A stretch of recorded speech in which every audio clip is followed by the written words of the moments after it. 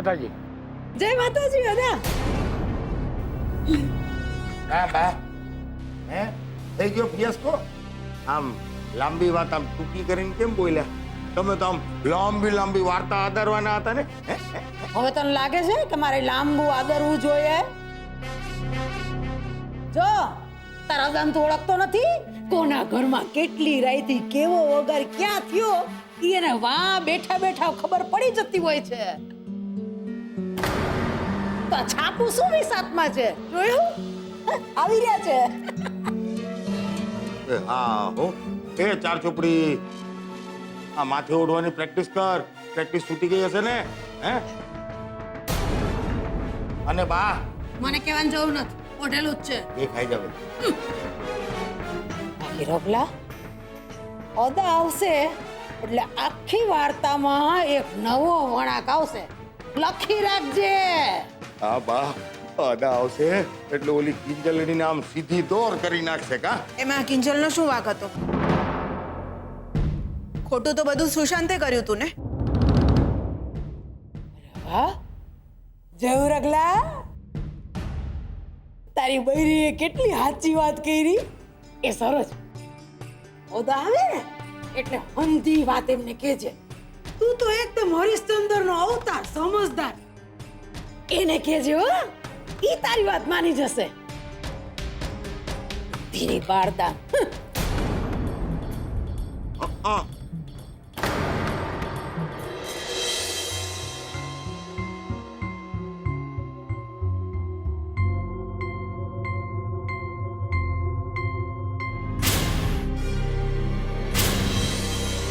Good morning Swati.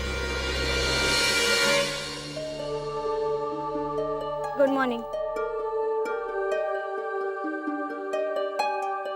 Akshay sir, જ્યારે Bijal practice માટે નથી આવતી તો જઈને એની કમ્પ્લેન કરવાની શું જરૂર હતી? કેમ, તને ટેન્શન થઈ ગયું? ટેન્શનની વાત નથી. એન્ડ એનીવે, તમે મને પ્રોમિસ કર્યું છે કે આ વખતે ઇન્ટર સ્ટેટ ટુર્નામેન્ટમાં તો હું જ જઈશ. તો પછી સામેથી જઈને એની કમ્પ્લેન કરવાની શું જરૂર હતી? એટલે જ જો તું બીજલને હરાવીને ઇન્ટર સ્ટેટમાં જઈશ ને તો તને રમવાની અને જીતવાની મજા આવશે. ને જો હું મને હરાવી દીધી તો? એવું નહીં થાય, કારણ કે બીજલને કેવી રીતે હરાવીને મને બરાબર ખબર છે. આજો વાંચ હેડલાઈન.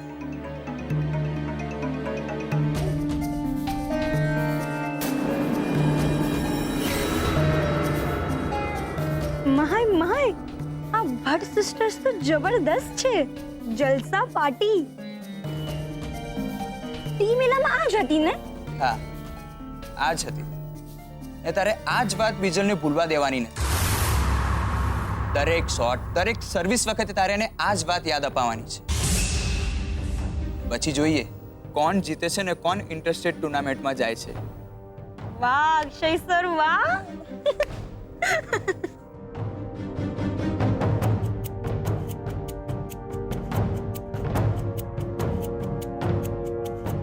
સારું, રેડી છું.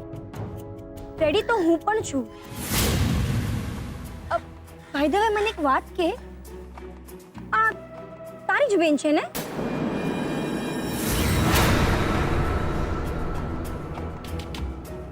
હા, પણ આજે છપાયું છે એ ખોટું છે. આપણે ગેમમાં ધ્યાન આપીએ. શ્યોર.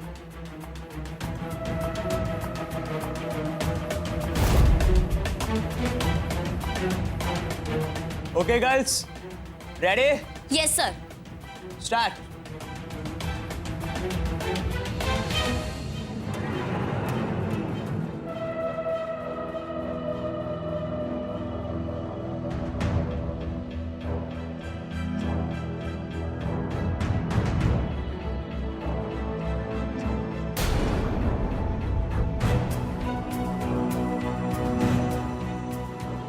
શું થયું બીજલ?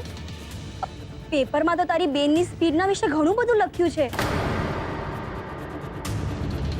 એની સ્પીડ જોઈને ક્યાંક તારી સ્પીડ તો ઘટી નથી ગઈ ને? સ્વાતિ, મેં કહ્યું ને એ બધું ખોટું છે. એમ? જોઈએ. બાકી આજે આખા તાપી નગરમાં સૌથી વધારે ન્યૂઝપેપર વેચાયા છે એવું મેં સાંભળ્યું છે.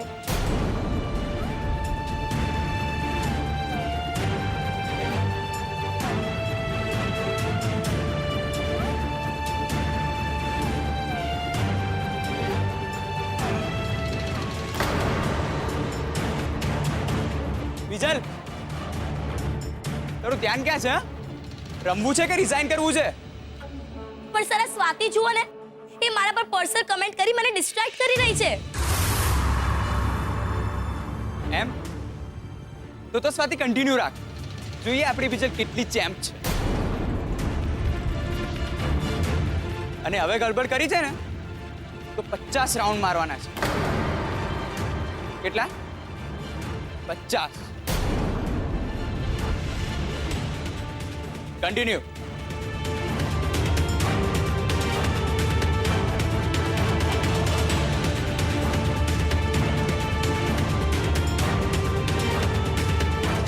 કિંજલ ભટ્ટ જલસા party.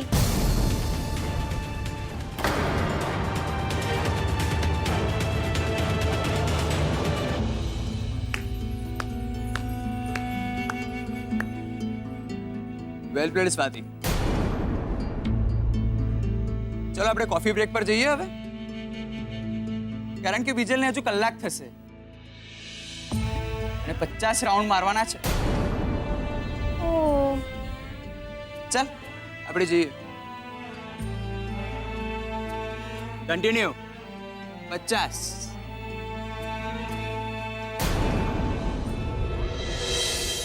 Ready Utkarsh, ready. Newspaper ready છે, ફોન રેડી છે. Ready, steady, action. હાય, હું ઉત્કર્ષ. આ ડાયરી નંબર 2 છે. આજે ન્યૂઝપેપરમાં હેડલાઇન વાંચી, કિંજલની બદનામી કરતી.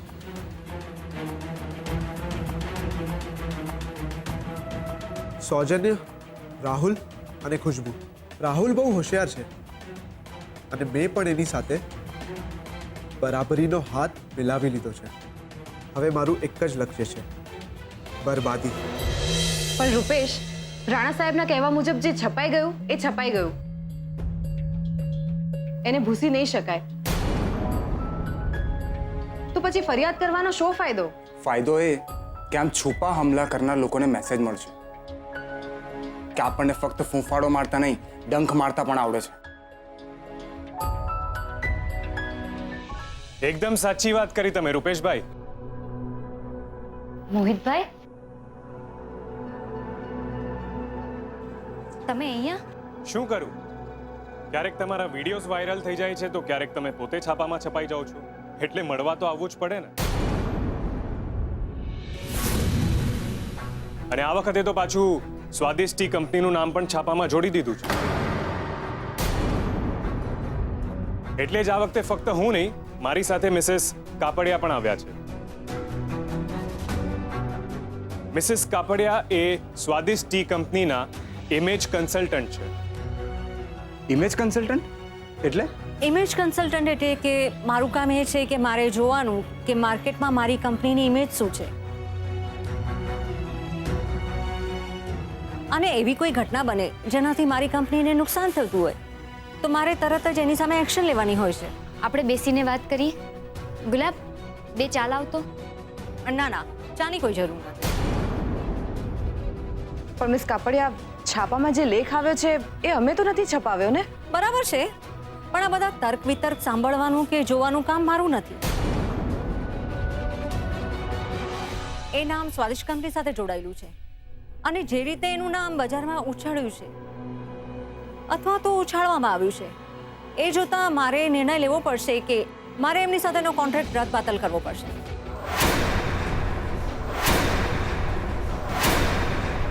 પણ છાપામાં જે કંઈ પણ છપાયું છે એ બધું સાચું નથી. મારો વિશ્વાસ કરો મોહિતભાઈ, તમે તો મને ઓળખો છો ને? ઓળખું છું, અને સુશાંતે જે પણ કંઈ કર્યું એની મને જાણ પણ છે. તમારા પપ્પા મારા ઘરે આવ્યા હતા સુશાંતને શોધતા, અને એટલે જ મિસિસ કાપડિયા કોઈ પણ એક્શન લે એ પહેલા હું તમારી પાસે વાત કરવા માટે લઈ આવ્યો છું.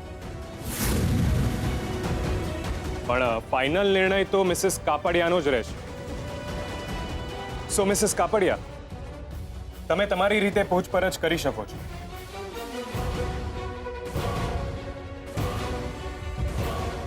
આવો બેસો.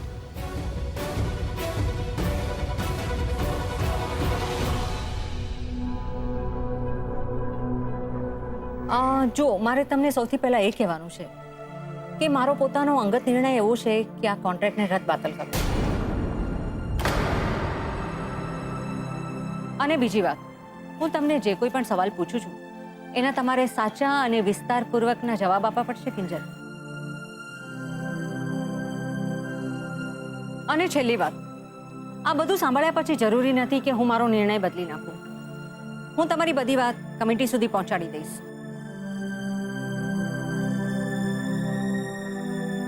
પછી કમિટી કોઈ પણ નિર્ણય લે, પોઝિટિવ કે નેગેટિવ, તમારે એને માન્ય રાખવું પડશે. બોલો, કબૂલ છે તમને?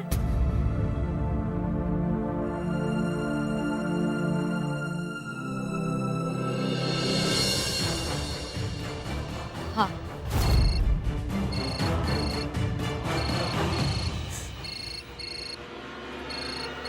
એ ભગવાન,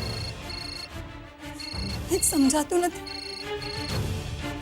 મેં કેવી કસોટી કરવા ધારી છે.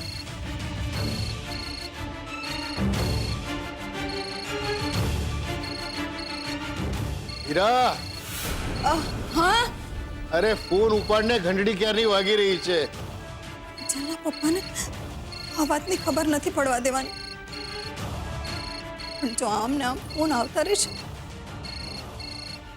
એમનાથી આ વાત કઈ રીતે છુપાવીશ?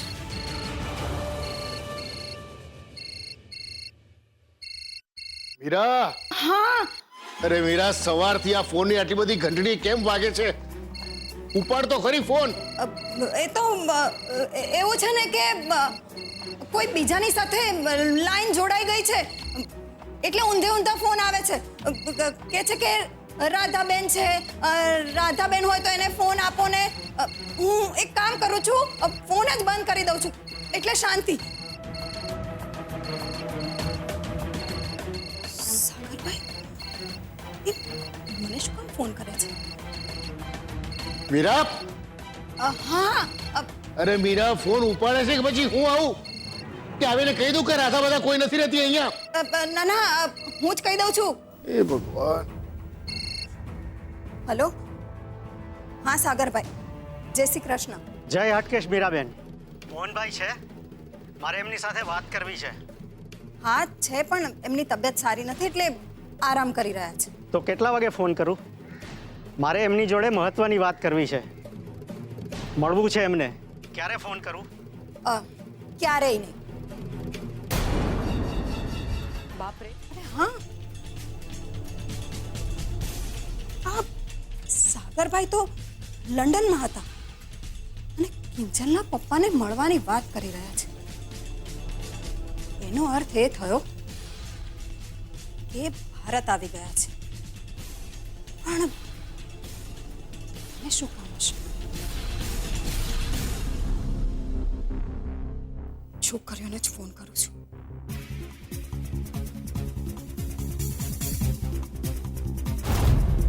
કિંજલનો ફોન બંધ કેમ આવે છે? સેજલને ફોન કરું.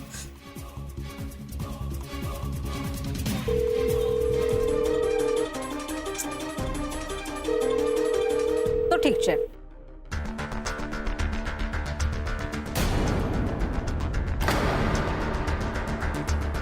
ઠીક છે, તો હવે તમે મને એ જણાવો કે વાતની શરૂઆત ક્યાંથી થઈ હતી? કહું છું,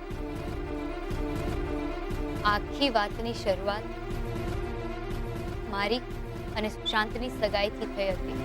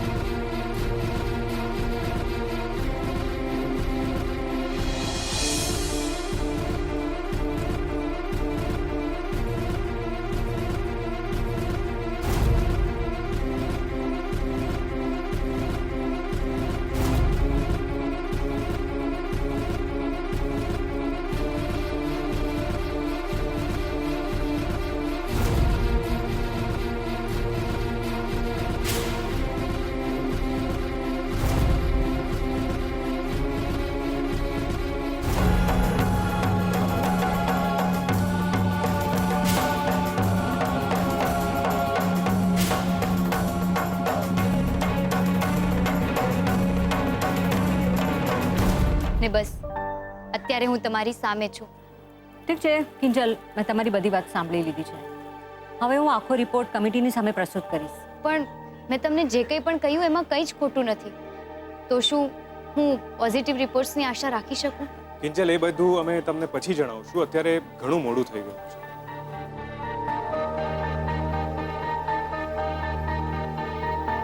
ચાલો.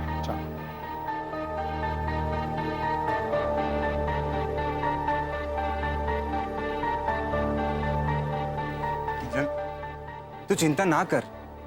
અરે જ્યારે તે કંઈ ખોટું કર્યું જ નથી તો તારી સાથે ખોટું શું કામ થાય?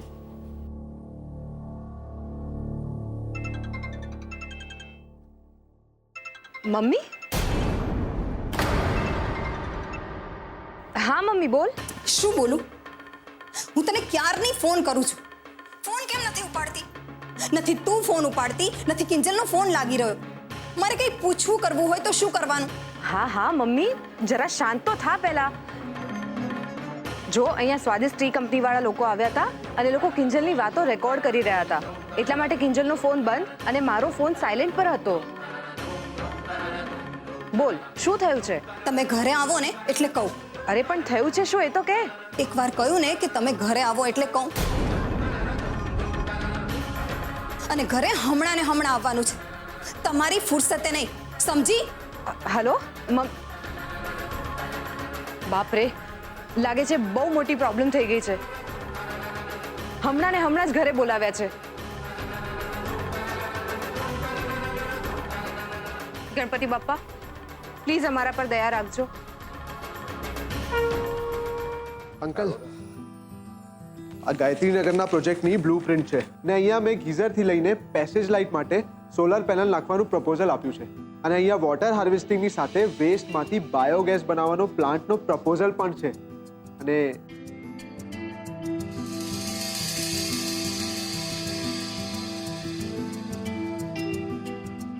શું થયું અંકલ?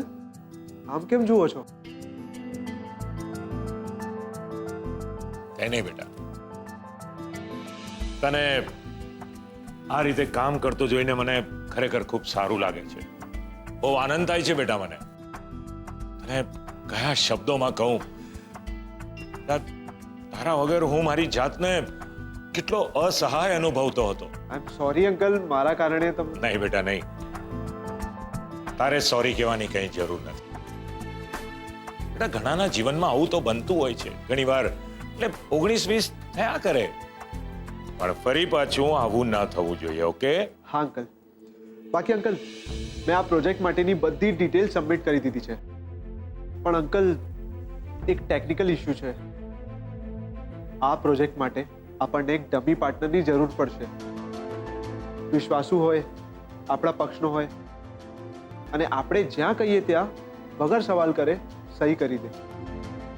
પ્રભુ, પ્રભુ, મારા પ્રભુ, આવી ગયો તમારો દાસ રાઘવદાસ. તમે શું કરો છો? બસ બસ, સીધા ઉભા રહો. અમારી ઓફિસ છે.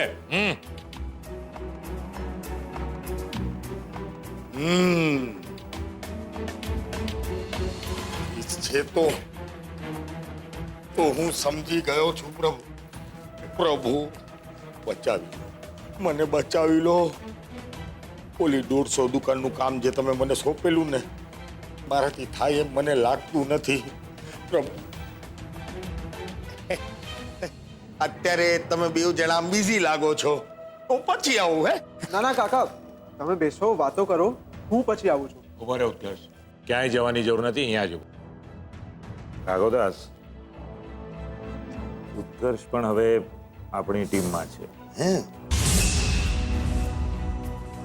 આવું જ પડે ને.